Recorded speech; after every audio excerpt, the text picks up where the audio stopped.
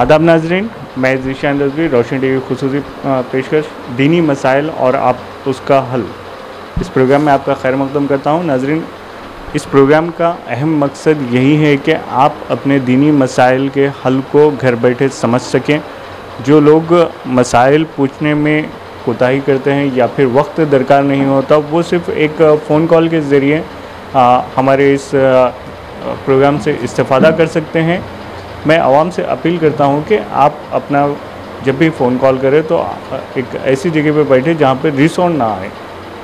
तो वाज़ेह रहे कि कोविड-19 का दौर है, जहां पर मुख्तलिफ़ फ़लाही तंजीमें अपनी अपनी खिदमत अंजाम दे रही हैं। मैं आवाम से बिलखुसूस अहले खैर हज़रात से ये अपील करता हूं कि वो इस दौर में आवाम की मदद के लिए आगे आए। जहां पर ऑक्सीजन की कमी के लिए जब कोई तंजीम काम कर रही है, ऑक्सीजन सिलेंडर्स की काफ़ी कमी महसूस हो रही है, ऑक्सीजन फिलिंग स्टेशन की काफ़ी कमी महसूस हो रही है, ऐसे में आगे आएँ, आवाम की मदद करें। उसके अलावा इस दौर में जहां पर तकरीबन कारोबार ठप है, ऐसे में अपनी ज़कात अतियात के ज़रिए गरीब व गुरबा की मदद के लिए भी आगे आएँ। हमारे रमज़ान के शुरुआत से आज तक 17 दिन इस तेज़ी के साथ गए जिस तरह से घोड़ा मैदान में दौड़ता है। बर्क़ की रफ़्तार के साथ रमज़ान हमारे से अलविदा ले रहा है। हमें चाहिए कि हम रमज़ान के जो भी गुज़िश्ता अय्याम हैं, आने वाले अय्याम हैं, इनका पूरे खुशू व खुज़ू के साथ एहतमाम करें और अपने ज़कात, सदक़ात, अतियात से गरीबों को और मदरसों को, ख़ास तौर पे मदरसों को भी, जो गुज़िश्ता 2 साल से लॉकडाउन के सबब काफ़ी माली व माशी तौर पे परेशान है, इसकी मदद करें। निज़ामाबाद में कई मसाजिद है, पहले अपने इलाके की मसाजिद देखिए, मदरसों को देखिए, फिर उसके बाद दीगर इलाक़ों के मसाजिदों मदरसों को आप तवज्जो दीजिए। आज का हमारा प्रोग्राम हम मुख्तलिफ़ सवालात जो हमें क़ब्ल उस वक्त महसूल हुए हैं, उनके साथ आगाज़ करते हैं। हमारे साथ मुफ्ती माजिद साहब मौजूद हैं, जो रुकन शरई पंचायत हैं और गुज़िश्ता कई सालों से निज़ामाबाद में की आवाम को दीन की रोशनी से आशना कर रहे हैं। हम हमारे इस प्रोग्राम में हज़रत का खैर मक़दम करते हैं। अस्सलाम वालेकुम। वालेकुम अस्सलाम व रहमतुल्लाह। जिस तरह से अभी रमज़ान का दूसरा अशरा अपने अख्ताम पर है, इन हालात में बाहैसियत मुसलमान, जब कोविड-19 का दौर है, हर जगह आप देखिए किसी न किसी तरह पर आवाम परेशान है। हम चाहे शमशान घाट का जायज़ा लें या फिर क़ब्रिस्तान का, दोनों भी मसरूफ़ तरीन जा रहे हैं। कहीं पर आखिरी रसूमात जारी है तो कहीं पर तदफ़ीन के मरहले जा रही हैं। ऐसे में इस रमज़ान के आयाम का जो गुज़र रहे हैं आयाम का हम किस तरह से इस्तिफ़ादा हासिल कर सकते हैं?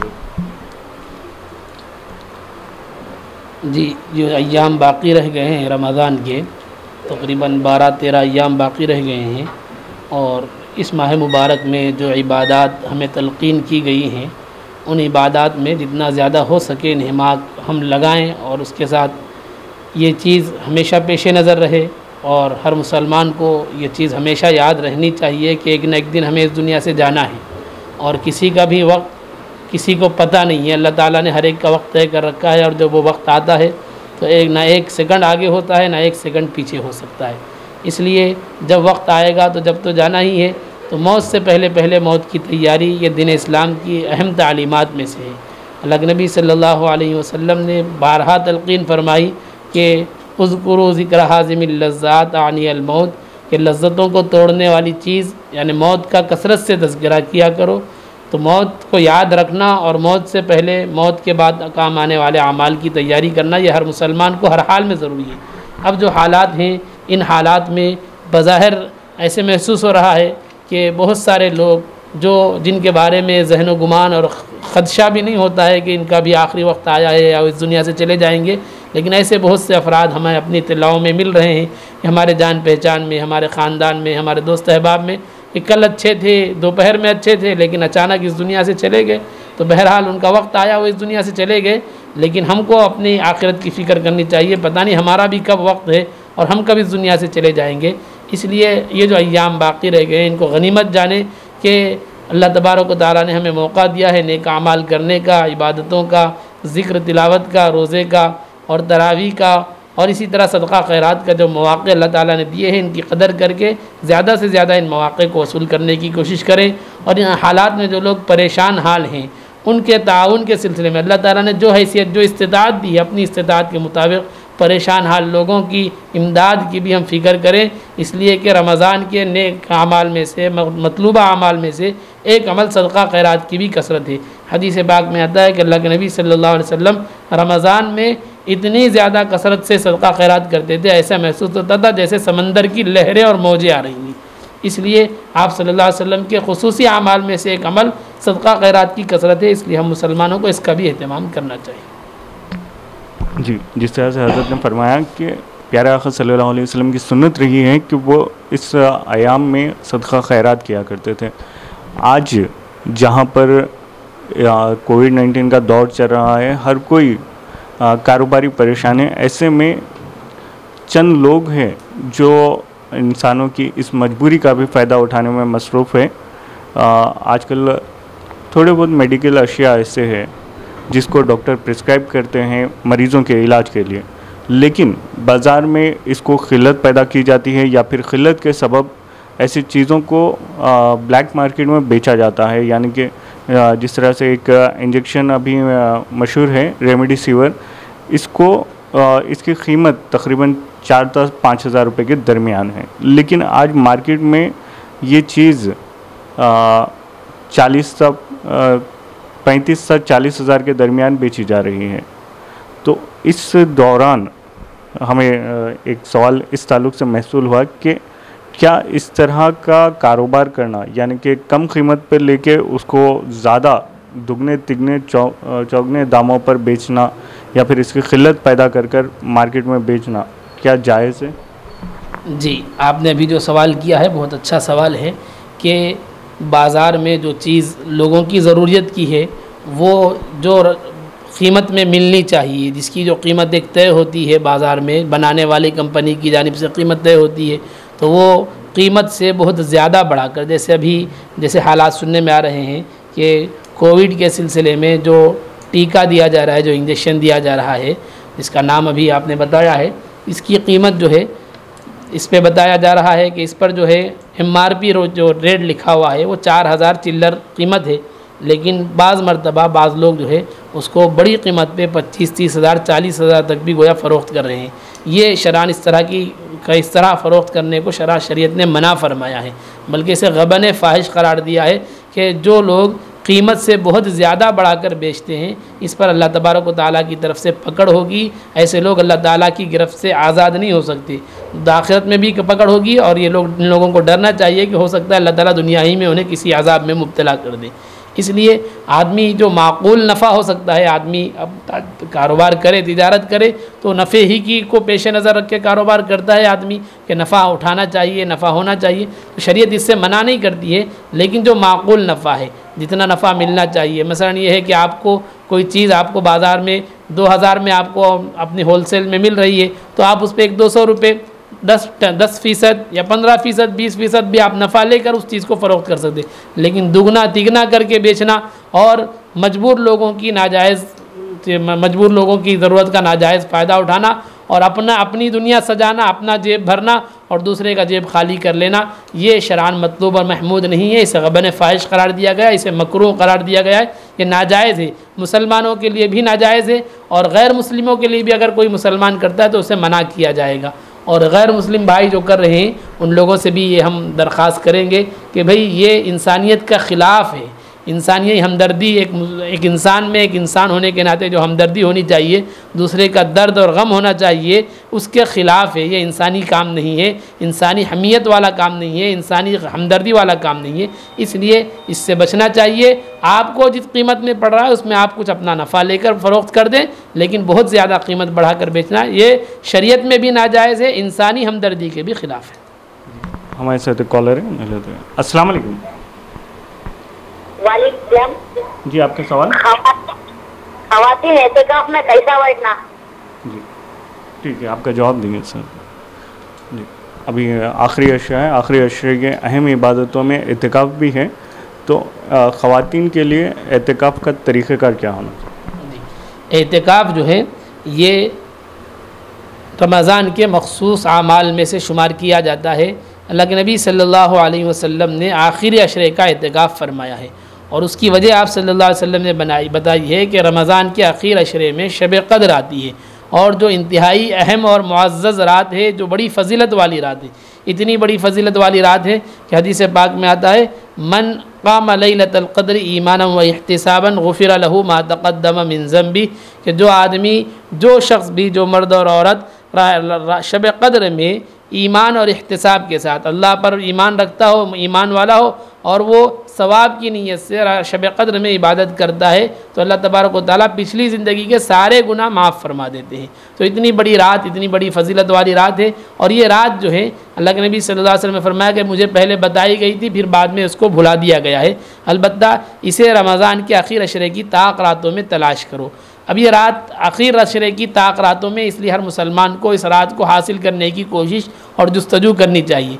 इसके लिए जो तरीक़ा अल्लाह के नबी सल्लल्लाहु अलैहि वसल्लम ने बतलाया है, सुन्नत तरीक़ा यह है कि रमज़ान में आखिर अशरे में शब क़द्र की तलाश को, शब क़द्र को हासिल करने का सबसे अफजल, सबसे अहसन, सबसे अच्छा तरीक़ा, बल्कि सुन्नत तरीक़ा यह है कि आखिर अशरे का इत्तिकाफ़ किया जाए। अल्लाह के नबी सल्लल्लाहु अलैहि वसल्लम ने आखिर अशरे का इत्तिकाफ़ किया है और इसका इस कदर एहतमाम फरमाया है कि पूरी ज़िंदगी में सिर्फ़ एक मरतबा चंद वजूहात की वजह से आपने आखिर अशरे के इत्तिकाफ़ को छोड़ा है। बाकी किसी साल भी अल्लाह के नबी सल्लल्लाहु अलैहि वसल्लम ने इत्तिकाफ़ नहीं छोड़ा है, बल्कि जिस साल आपने इत्तिकाफ़ नहीं किया उसके बाद वाले रमज़ान में आप सल्लल्लाहु अलैहि वसल्लम ने 20 दिन का इत्तिकाफ़ किया है। इसको फ़ुक़हा इकराम बयान फरमाते हैं, हदीस के शारिहीन बयान फरमाते हैं कि जो 20 दिन का इत्तिकाफ़ फरमाया, इसमें 10 दिन तो उसी रमज़ान के इत्तिकाफ़ के थे और 10 दिन गुज़श्ता रमज़ान में जो इत्तिकाफ़ नहीं कर सके थे, उसकी क़ज़ा के तौर पर आप सल्लल्लाहु अलैहि वसल्लम ने उसकी तलाफ़ी के लिए 20 दिन का इत्तिकाफ़ फरमाया। तो इससे मालूम होता है कि रमज़ान में इत्तिकाफ़ बहुत बड़ी इबादत है। आखिर अशरे का इत्तिकाफ़ सुन्नत मुअक्कदा अलल किफ़ाया है। फ़ुक़हा इकराम ने बयान फरमाया है कि पूरे महल्ले और पूरी बस्ती में कुछ अफराद तो ऐसे होने चाहिए जो रमज़ान के आखिर अशरे का इत्तिकाफ़ करें। अगर कोई भी इत्तिकाफ़ नहीं करता, पूरी मस्जिद खाली होती है, पूरे महल्ले में कोई इत्तिकाफ़ नहीं करता है, तो फिर पूरे बस्ती और पूरे महल्ले को इस इत्तिकाफ़ की सुन्नत के छोड़ने का गुनाह होगा। और अगर चंद अफराद भी इत्तिकाफ़ कर लेते हैं तो फिर पूरी बस्ती को छोड़ने का गुनाह तो नहीं होगा, लेकिन जो लोग इस इत्तिकाफ़ की सुन्नत को अदा करेंगे वो अल्लाह ताला के यहाँ बड़ा अजर पाएंगे, वो शब क़द्र को हासिल करने वाले बनेंगे। इसलिए हर मुसलमान को, चाहे मर्द हो या औरत हो, उनको चाहिए कि उस आखिर अशरे का इत्तिकाफ़ का एहतमाम करें। ये हमारे लिए बड़ी सआदत की बात होगी कि हम इत्तिकाफ़ करके अल्लाह के नबी सल्लल्लाहु अलैहि वसल्लम की सुन्नत पे अमल करेंगे। मर्द अहबाब के लिए तो इत्तिकाफ़ के लिए शर्त यह है कि वो मस्जिद में इत्तिकाफ़ करेंगे। मर्द अहबाब का इत्तिकाफ़ घर में नहीं होता है। मर्द अहबाब का ऐसी मस्जिद में इत्तिकाफ़ जहाँ 5 वक्त बाजमात से नमाज होती है, ऐसी मस्जिद में इत्तिकाफ़ करना मर्द अहबाब के लिए शर्त है, तभी सुन्नत अदा होगी। औरतें चूँकि मस्जिद को जाएंगी नहीं, मस्जिद में जाना ममनू है औरतों के लिए, इसलिए औरतें अपने घरों ही में इत्तिकाफ़ करेंगी।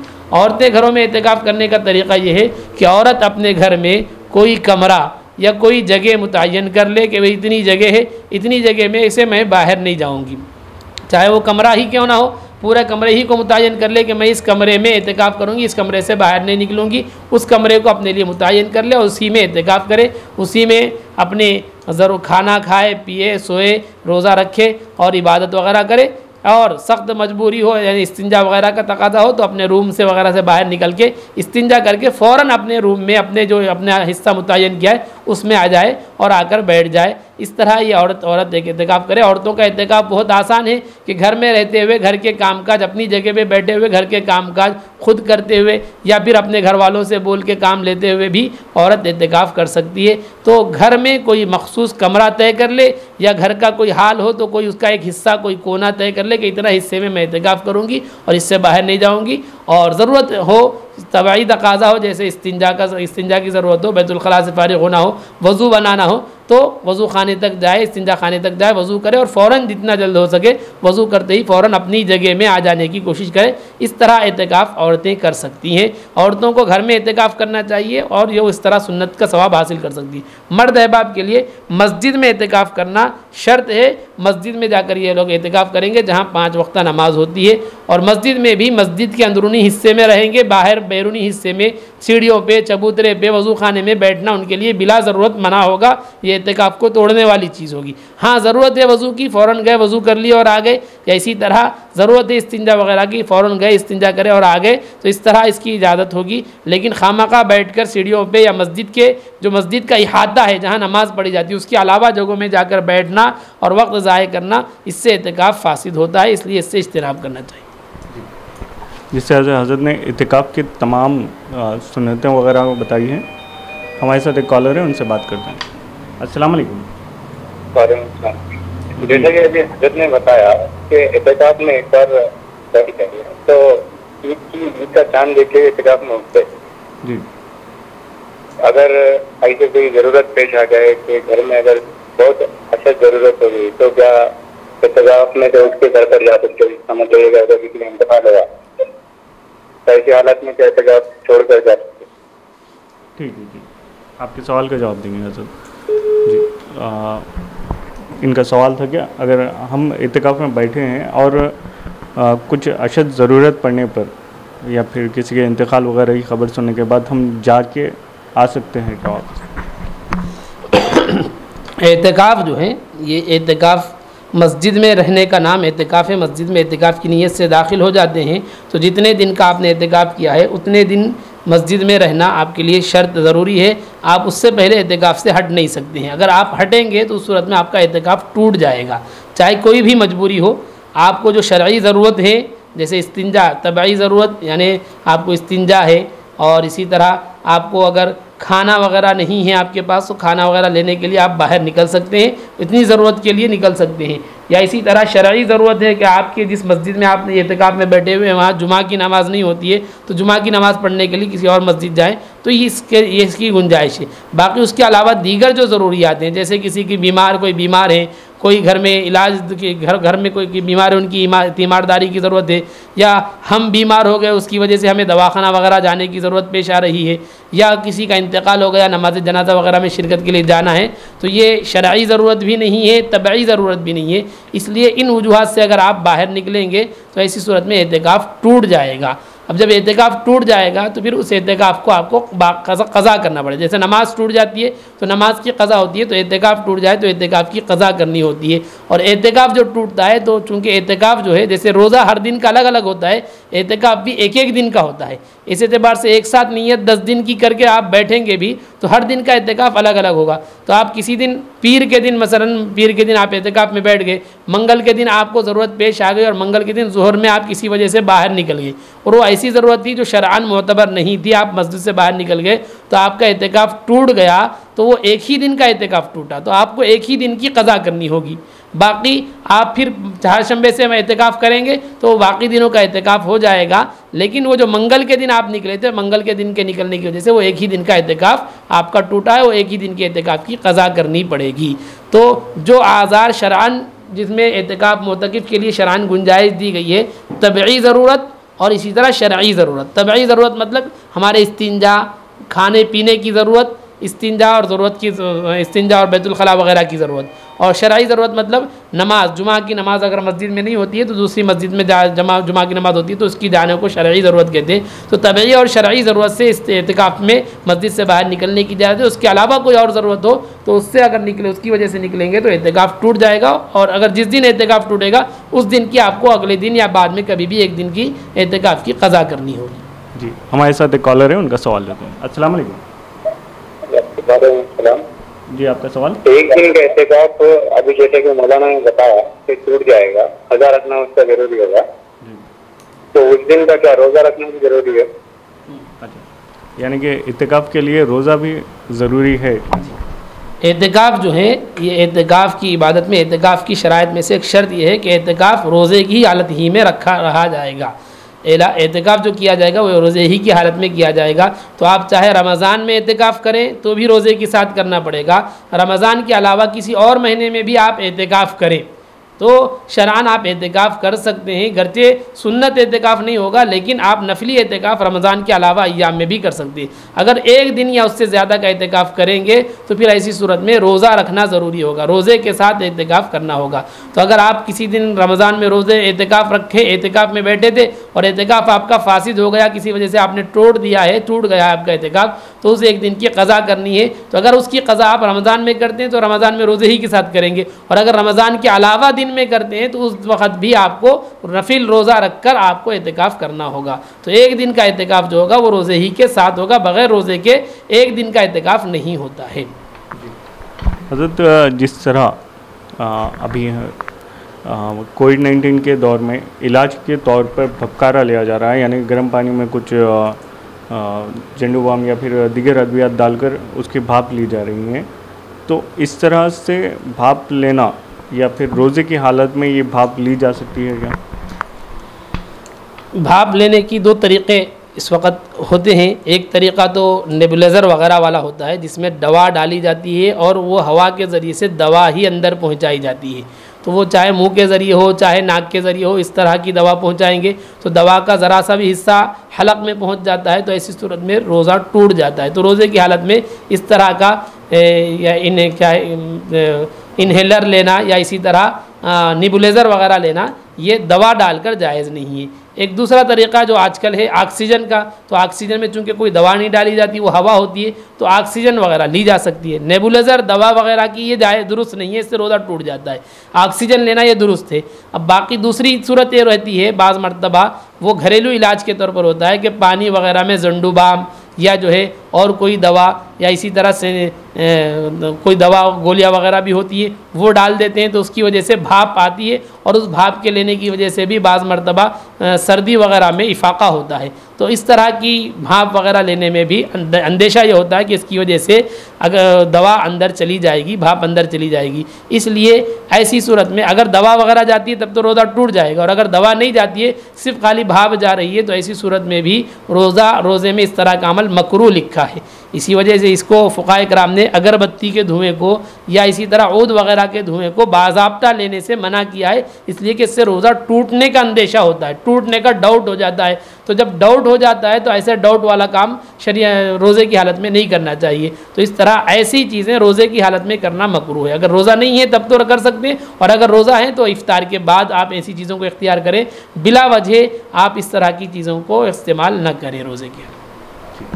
ये सवाल हमें ऑनलाइन मौसूल हुआ था कि रोज़े की हालत में भाप का इस्तेमाल किया जा सकता है, को हज़रत ने जवाब दिया कि अगर भाप वगैरह को मुनासिब करार नहीं दिया गया है, क्योंकि ऐसे हालात में बाज़ वक़्त रोज़ा टूटने का ख़दशा रहता है। जिस तरह ऊद से या फिर अगरबत्ती के धुएँ को मना किया गया है, उसी तरह भाप को भी मना किया गया है। हमें और एक सवाल महसूल हुआ था कि रमज़ान में सुरमा लगाना, रोज़े की हालत में आँखों में सुरमा लगाना किस तरह से? रमज़ान में रोज़े की हालत में सुरमा लगाना या इसी तरह लोग पूछते हैं नाखून काटना, बाल काटना, इसमें कोई हरज नहीं है, इनसे रोज़े में कोई कराहत नहीं आती। आप बिला तकल्लुफ़ बाल भी काट सकते हैं, नाखून भी काट सकते हैं, सुरमा भी लगा सकते हैं। बाज़ मरतबा सुरमा आँख में लगाते हैं तो उसका असर, उसका मज़ा जो है हलक में तक महसूस होने लगता है, लेकिन फ़ुक़हा इकराम ने इसकी सराहत की है कि अगर सुरमा आँख में लगाया जाए उसका हलक में मज़ा भी महसूस हो तब भी सुरमा लगाना शरअन जायज़ है, कोई कराहत इससे रोज़े में नहीं आती है। तो रोज़े की हालत में सुरमा लगाया जा सकता है। हज़रत, इत्तिकाफ़ का डिस्कशन चल रहा था, तो इत्तिकाफ़ कितने दिन का किया जा सकता है? अब 10 दिन, बाज़ लोग 10 दिन के बदले में एक दिन बैठना पसंद करते हैं, बाज़ लोग 3 दिन का करते हैं, तो कितने दिन का करना चाहिए या फिर कितने दिन का किया जा सकता है, कितने वक्त? एतिकाफ़ जो है, एतिकाफ़ 3 तरीक़े का होता है। एक होता है एतिकाफ़ वाजिब होता है जिसको नज़र मान ले आप कि भाई मेरा फ़लाँ काम हो जाए तो मैं 4 दिन का एतिकाफ़ करूँगा, मैं फ़लाँ का नौकरी मिल जाए तो मैं 5 दिन का एतिकाफ़ करूँगा, इस तरह की आप अल्लाह ताला के लिए नज़र मान लें तो ऐसी सूरत में एतिकाफ़ वाजिब होता है। अगर आपका वो काम हो जाता है तो फिर आपको उतने दिन का एतिकाफ़ करना वाजिब होता है, ये एतिकाफ़ वाजिब है। आप उसमें क़ैद कितनी, जितने दिन की आपने नज़र मानी है, अल्लाह ताला से आपने इरादा किया है, अल्लाह ताला के दरबार में उतने दिन का एतिकाफ़ करना आपके लिए वाजिब होता है। उसमें दिन की कोई क़ैद नहीं है, 1 दिन की माने तो 1 दिन, 4 दिन की तो 4 दिन, 5 दिन की तो 5 दिन। दूसरा एतिकाफ़ सुन्नत मुअक्कदा है, जो जैसा कि मैंने अभी तज़किरा किया है, वो रमज़ान के आखिर अशरे का, आखिरी 10 दिन का एतिकाफ़ जो अल्लाह के नबी सल्लल्लाहु अलैहि वसल्लम ने एहतिमाम से फ़रमाया है, ये 10 दिन का एतिकाफ़ सुन्नत है। तो ये एतिकाफ़ मसनून है। एक हुआ एतिकाफ़ वाजिब, दूसरा है एतिकाफ़ सुन्नत, और तीसरा है नफली एतिकाफ़। सुन्नत एतिकाफ़ के लिए क़ैद ये है कि 10 दिन होना चाहिए, रमज़ान में होना चाहिए, रमज़ान के आखिर अशरे में होना चाहिए, आम दिनों में नहीं हो सकता। और रमज़ान में भी पहले दूसरे अशरे में करेंगे तो सुन्नत एतिकाफ़ होने के लिए 3 शर्तें, एक रमज़ान में होना, दूसरा रमज़ान के आखिर अशरे का होना, और तीसरा 10 दिन पूरे होना, 10 दिन या 9 दिन चाँद दिखने तक, इस तरह का एतिकाफ़ ये जो है सुन्नत एतिकाफ़ कहलाता है। तीसरी किस्म एतिकाफ़ की नफली एतिकाफ़ है। नफली एतिकाफ़ आदमी जितना चाहे हो सकता है। अगर आदमी 10 दिन का आखिर अशरे में एतिकाफ़ नहीं कर सक रहा है तो अपनी इस्तिताअत के मुताबिक 2-3 दिन का एतिकाफ़ भी किया जा सकता है, 4 दिन का भी एतिकाफ़ किया जा सकता है। बल्कि फ़ुक़हा इकराम ने 1 दिन से कम के एतिकाफ़ की भी इजाज़त दी है कि नफली एतिकाफ़ आदमी 2 घंटे 3 घंटे का भी कर सकता है। मसलन आपने मगरिब की नमाज़ के लिए मस्जिद में दाखिल हो रहे और आपने नीयत कर ली कि मैं मगरिब की नमाज़ से इशा की नमाज़ तक मस्जिद में रहूँगा एतिकाफ़ की नीयत के साथ, तो ये भी आपके लिए नफली एतिकाफ़ हो जाएगा। तो नफली एतिकाफ़ कितनी देर का भी हो सकता है, थोड़ी देर का 1-2 घंटे का भी हो सकता है, 2-4 दिन का भी हो सकता है, जितना चाहे आप एतिकाफ़ कर सकते हैं। हाँ, अलबत्ता नफली एतिकाफ़ में भी अगर आप दिनों का एतिकाफ़ कर रहे हैं, 1 दिन या उससे ज़्यादा का एतिकाफ़ कर रहे हैं, तो फिर उनके लिए भी उसमें भी रोज़ा रखना शर्त और ज़रूरी होगा। अगर कुछ घंटों का एतिकाफ़ हो, नफली एतिकाफ़ 1 दिन से कम का हो, तो फिर ऐसी सूरत में रोज़ा रहने की ज़रूरत नहीं है, बग़ैर रोज़े के भी आप नफली एतिकाफ़ कर सकते हैं। नाज़रीन, आज के प्रोग्राम में हमने मुख्तलिफ़ उमूर पर गुफ्तगू की है और इत्तिकाफ़ के मसले पर और मेडिसिन की काला बाज़ारी पर, इसी तरह रोज़े की हालत में भबकारा लेना या फिर सुरमा लगाने के मुख्तलिफ़ उमूर पर आज हमने अपने इस प्रोग्राम में सवालात दाखिल किए हैं और हज़रत से इनकी मुकम्मिल रहनुमाई व मुकम्मिल रहबरी हासिल की है। हम अपने प्रोग्राम का इख्तिताम करते हुए हज़रत से चाहते हैं कि वो इस मौके पर आवाम को कोई पैगाम दे। पैगाम की जहाँ तक बात है तो रमज़ान के अय्याम चल रहे हैं और तकरीबन 17 अय्याम गुज़र चुके हैं।